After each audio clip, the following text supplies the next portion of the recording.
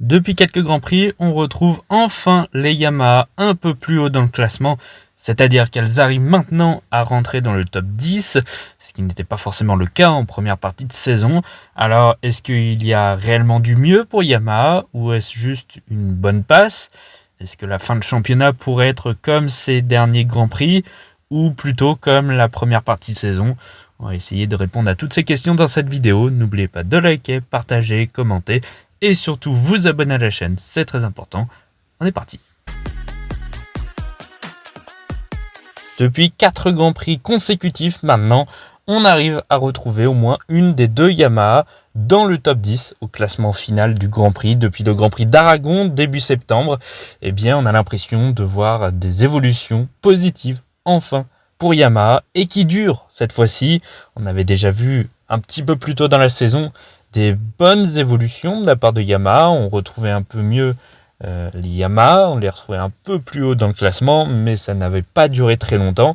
Là, pour le coup, ils ont réussi à tenir au moins le mois de septembre avec des résultats plutôt corrects. En tout cas, mieux que ce que c'était en début de saison.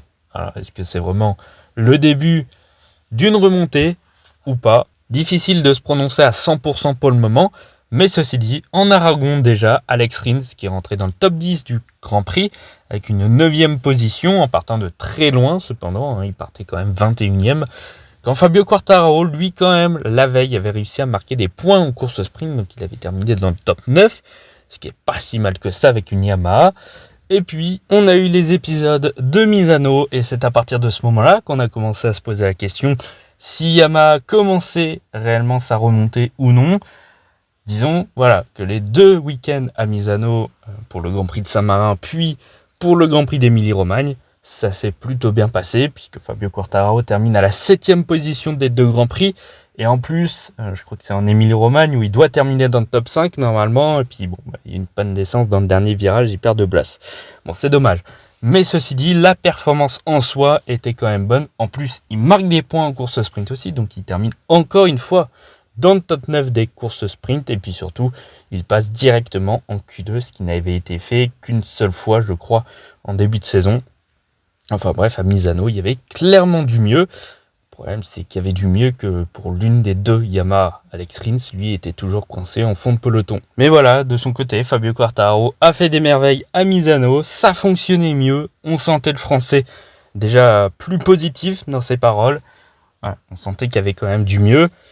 Mais personnellement, en tout cas, à ce moment-là, je me disais, bon, ok, ils ont été bons à Misano sur 2 week-ends consécutifs tout de même, ce qui est quand même très bien.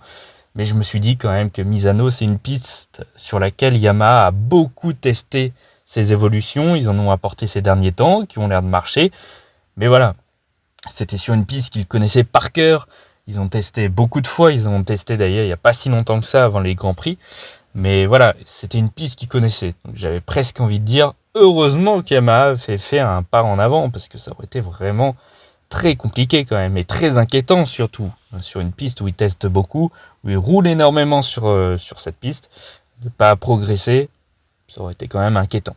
Donc à partir de ce moment-là, je me suis dit oui, c'est bien, c'est cool, Yamaha est mieux, mais j'attendais quand même quelques confirmations quand même en Indonésie. Et puis les confirmations, eh bien on les a eues à Mandalika la semaine dernière et ça a fonctionné. Un peu moins qu'à Misano, mais ça a fonctionné tout de même avec un Fabio Quartararo qui termine encore une fois 7e. Mais ceci dit, c'est quand même un peu à nuancer.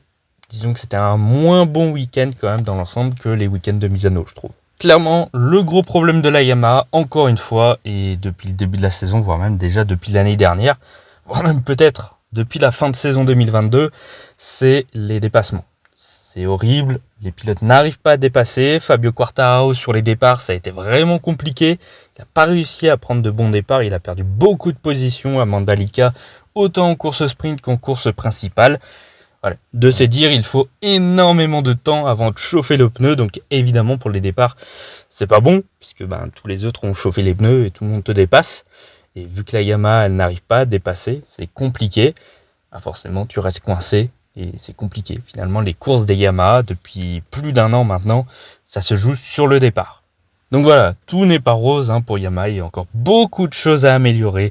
Ceci dit, ça va mieux. voilà, le rythme. Ensuite, quand il a réussi toutefois à dépasser certains pilotes, parce que oui, il n'est pas resté non plus coincé tout le long du Grand Prix derrière les pilotes, il a réussi quand même à en dépasser certains. Et quand il était tout seul, eh ben, il avait le rythme des meilleurs. Donc voilà, la Yamaha, elle est performante quand même. Voilà, tout n'est pas mauvais chez Yamaha, encore heureux, ce qui était pourtant à peu près le cas en début de saison où c'était vraiment une cata. Là, pour le coup, on a un rythme de course qui est correct, franchement. On arrive aussi en qualification à faire des bons tours chrono, ce qui n'était pas le cas depuis un an, plus d'un an maintenant. Voilà, troisième passage consécutif en Q2 pour Fabio Quartararo, c'était plus le cas depuis un petit paquet de temps. Je ne sais même pas si en 2023 ils ont fait ça.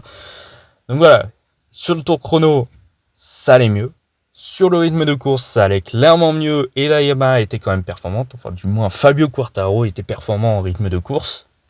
Mais voilà, le plus gros problème, c'est les départs. Ce qui est quand même positif, c'est que Fabio Quartararo a réussi à mettre le doigt sur le problème. Enfin, l'un des problèmes, en tout cas, peut-être le problème majeur finalement, c'est la chauffe des pneus. S'ils arrivent à faire en sorte que les pneus chauffent plus vite, globalement c'est ça, bah déjà on verra un peu de mieux sur les départs.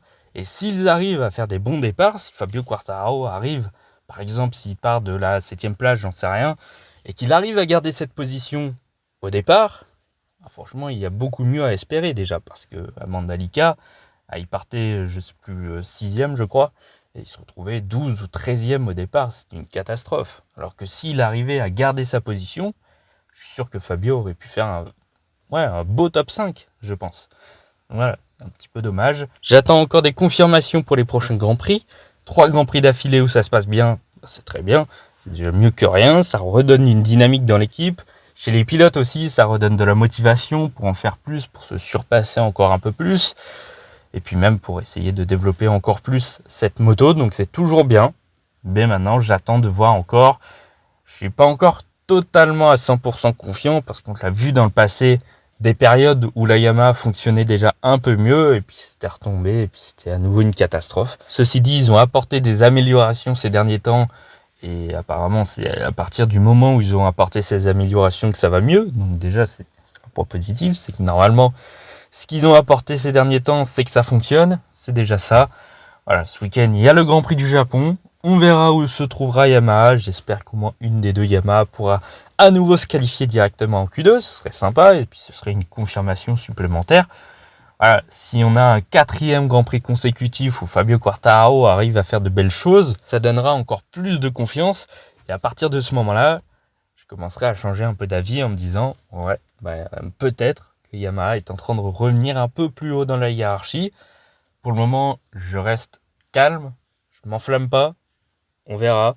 J'attends de voir encore ce Grand Prix du Japon et je pense qu'on pourra tirer un peu plus de conclusions, pas toutes, mais un peu plus sur le niveau de Yamaha ces derniers temps. Est-ce que c'est vraiment un simple passage où ça se passe bien ou est-ce que réellement ils sont en train d'entamer leur remontée?